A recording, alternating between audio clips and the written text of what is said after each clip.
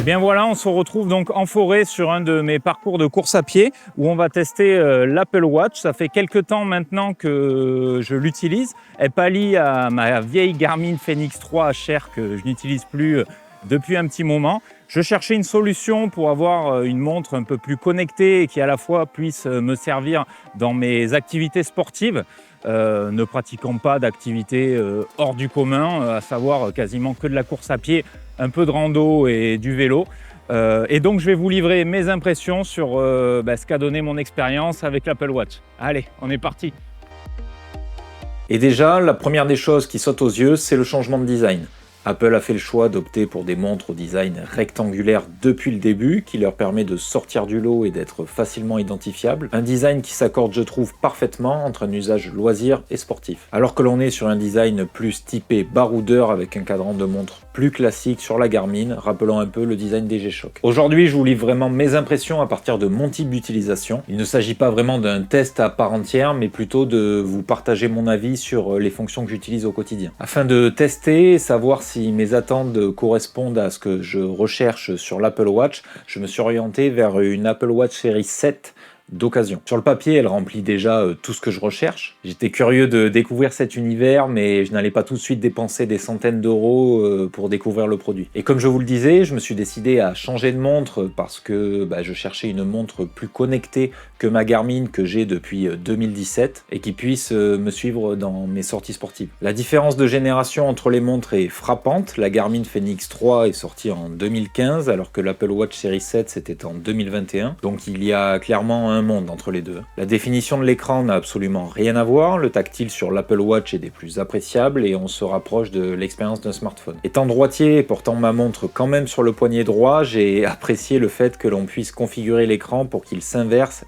et puisse être utilisé dans les deux sens. J'ai choisi la série 7 pour tester l'univers Apple Watch pour pouvoir avoir la charge rapide et l'Always On Display. L'autonomie était quelque chose qui me faisait un peu peur, je dois avouer, mais finalement je tiens la journée sans trop de soucis. Et même les jours de séance d'entraînement, je pose la montre à recharger quand je vais à la douche ou quand je me change et ça suffit pour faire la pointe. On a un ensemble ici qui est relativement fluide et ergonomique, on sent la patte d'Apple et l'on n'est vraiment pas dépaysé. Lorsqu'on lance les différentes applications, elles s'ouvrent sans problème, bref, de ce côté-là, c'est chouette. Côté personnalisation, Apple frappe plutôt fort. On a la possibilité aussi sur les Garmin de pouvoir les personnaliser, mais là c'est quand même beaucoup plus complet. Il y a beaucoup de cadrans disponibles dans l'application Watch et chaque cadran est lui aussi personnalisable, de sorte à pouvoir afficher les informations qui semblent importantes et propres à chacun, donc vraiment la possibilité d'avoir un cadran unique et ça c'est cool. Et oui, parce que je peux aimer avoir accès à des applications ou des raccourcis ou même des informations de santé directement sur l'écran d'accueil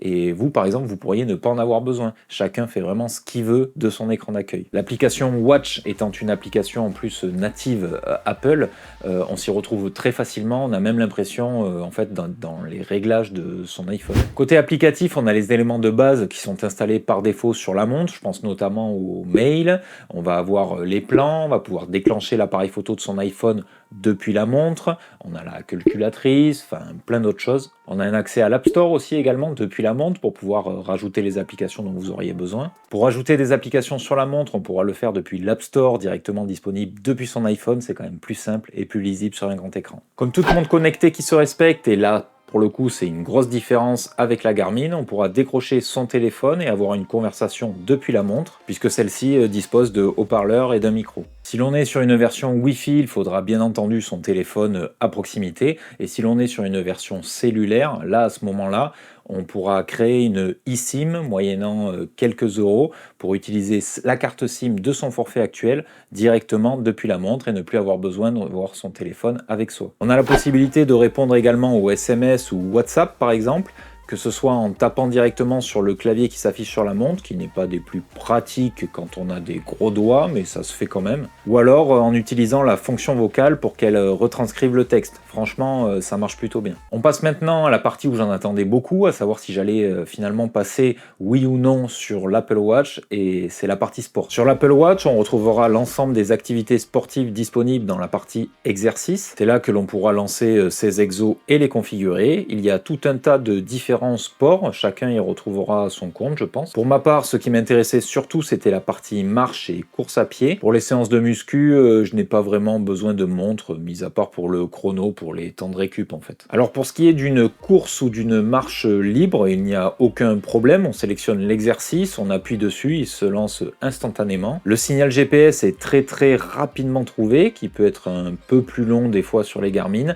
On fait notre session et l'on arrête une fois que l'on a fini, pas de difficulté là-dessus. En revanche, dès que l'on veut configurer des sessions un petit peu plus spécifiques, je sais que moi j'avais notamment sur ma Garmin pas mal de sessions de fractionner, d'enregistrer, et bien là c'est un petit peu plus pénible. Alors ce n'est pas pénible dans le sens où ce n'est pas intuitif, parce qu'au contraire ça l'est, c'est du Apple, donc ça reste plutôt simple. On arrive facilement à créer sa séance sans souci. En revanche, vous voyez, je vous montre la configuration de la séance depuis la montre.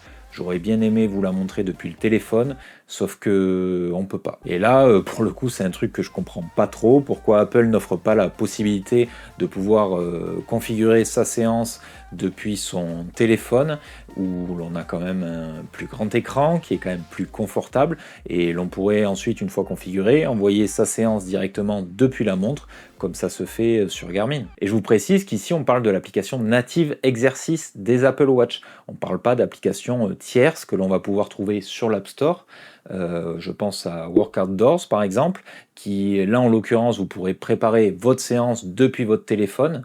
Vous aurez accès à d'autres fonctionnalités un petit peu plus poussées que dans la partie exercice native des Apple Watch, notamment la carto qui peut être très utile pour de la rando. D'ailleurs, dites-moi si ça vous dit que je fasse une vidéo dédiée sur cette application. Ça peut être pour le coup intéressant de voir les différentes fonctionnalités. En tout cas, une fois votre séance finie, vous avez bien entendu la possibilité de la consulter depuis votre téléphone dans l'application Form. C'est l'application avec les fameux 3 cercles de couleurs. On va en reparler d'ailleurs de ces cercles après. Vous pouvez y retrouver toutes les informations classiques de votre séance, la distance, le temps d'activité, le cardio moyen, ça on a l'habitude.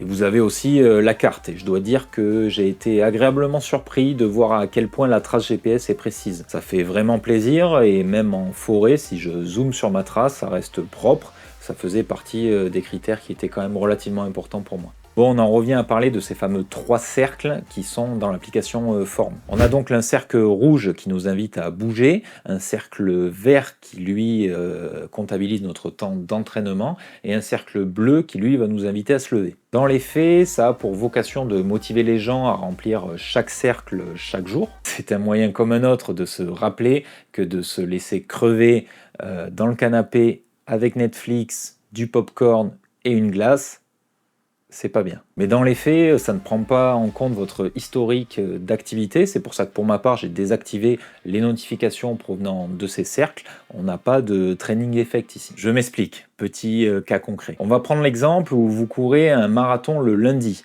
Alors pas de souci, la montre va bien comprendre que vous avez suffisamment bougé pour cette journée du lundi, vous êtes suffisamment entraîné et vous vous êtes suffisamment levé, donc tous vos cercles sont complets et là on est OK. En revanche, dès le mardi, donc le lendemain, la montre va vous demander, elle, de à nouveau remplir vos 3 cercles. Vu qu'il n'y a pas de training effect, la montre en fait ne prend pas en compte le temps de repos ou de récupération et va vous demander de vous remettre sur le tarmac dès le lendemain. Là où Garmin, en fonction de votre effort et de la séance précédente, vous préconise un temps de repos ou de récupération, ce qui est un peu plus logique. Ça viendra peut-être au fil des mises à jour, mais en attendant, c'est pas dispo, donc du coup, moi j'ai désactivé les notifications de ces cercles. On en arrive à la conclusion, et pour mon avis sur mon utilisation de l'Apple Watch, la première des choses que je vous dirais, c'est que avant tout, c'est une montre connectée, avec laquelle on a la possibilité de faire du sport. Contrairement à la Garmin, qui elle est plus une montre à destination du sport et qui offre certaines fonctionnalités connectées. Et d'ailleurs, en tant que montre connectée, l'Apple Watch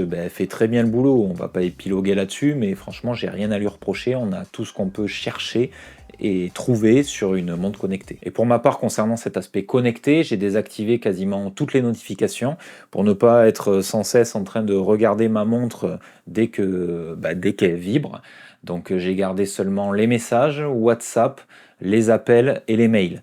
Le reste, notamment les réseaux sociaux, etc., ça attendra que je regarde mon téléphone. Côté design, j'adore, hein, c'est le prolongement de votre iPhone en fait. Après ça reste une question de goût, on ne pourra rien y changer. Mais j'aime l'idée hybride, à la fois compagnon de sport et à la fois juste en changeant de bracelet simplement, voire même de cadran, elle redevient une montre beaucoup plus classique. La personnalisation, c'est un gros plus. Les fonctions sportives sont suffisantes avec mon utilisation, ça peut peut-être ne pas correspondre à tout le monde, mais moi ça me va largement et je n'ai pas dû adapter ou modifier les séances que je faisais avec la Garmin. On a aussi la possibilité de synchroniser ces séances avec Strava pour ceux qui l'utilisent, ça peut être un plus. Pour ma part en tout cas, le changement c'est OK et je vais rester sur l'Apple Watch. J'attends de voir septembre pour voir ce qu'Apple va annoncer sur la nouvelle série des Watch.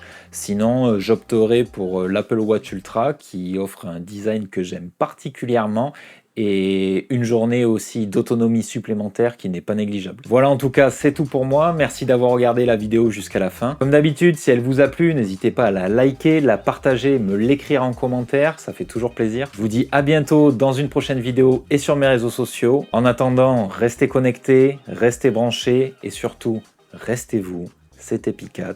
À plus.